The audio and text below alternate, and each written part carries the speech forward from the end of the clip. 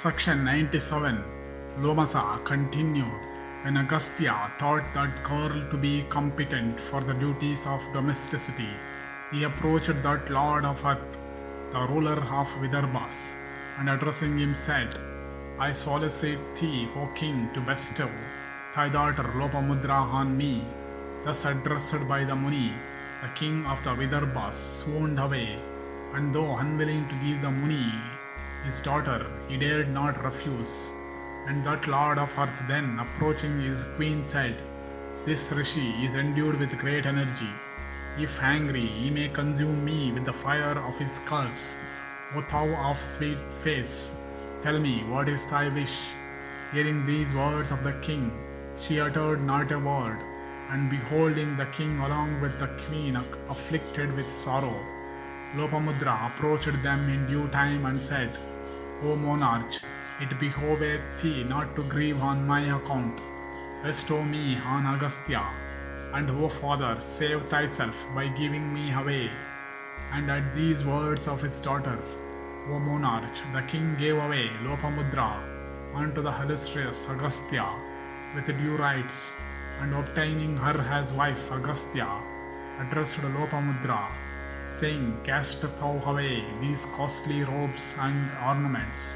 And at these words of her lord, that large-eyed damsel of Thais, tapering as the stem of the plantain tree, cast away her handsome and costly robes of fine texture, and casting them away, she addressed herself in rags and barks and deerskins, and became her husband's equal in vows and acts, and proceeding then to Gangadwara, that illustrious and best of rishis, began to practice the severest penances along with his helpful wife, and Lopamudra herself, well pleased, began to serve her lord from the deep respect that she bore him, and the exalted Agastya also began to manifest great love for his wife.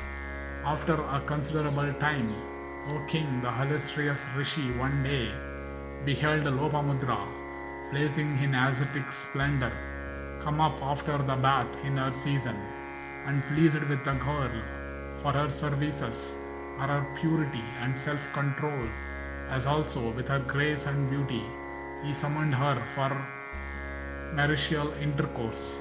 The girl, however, joining her hands, bashfully but lovingly addressed the rishi, saying, The husband without doubt weddeth the wife for offspring. But it behoveth thee, O rishi, to show that love to me which I have for thee, and it behoveth thee, O regenerate one, to approach me on a bed like to that which I had in the palace of my father. I also desire that thou shouldest be decked in garlands of flowers and other ornaments, and that I should approach thee adorned in those celestial ornaments that I like. Otherwise I cannot approach thee dressed in these rags, dyed in red. Nor, O regenerate rishi, it is sinful to wear ornaments on such an occasion.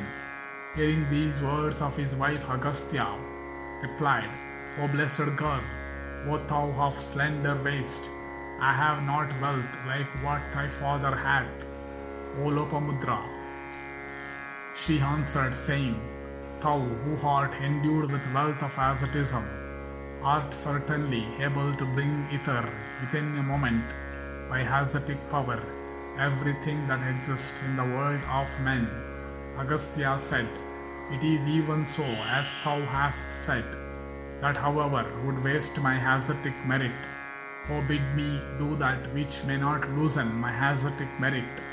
Lopamudra then said, O thou endued with wealth of asceticism, my season will not last long. I do not desire, however, to approach thee otherwise, nor do I desire to diminish thy ascetic merit in any way. It behoveth thee, however, to do as I desire, without injuring thy virtue.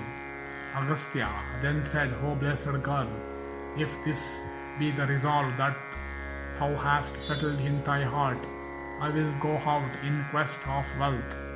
Meanwhile, stay thou here as it pleaseth thee.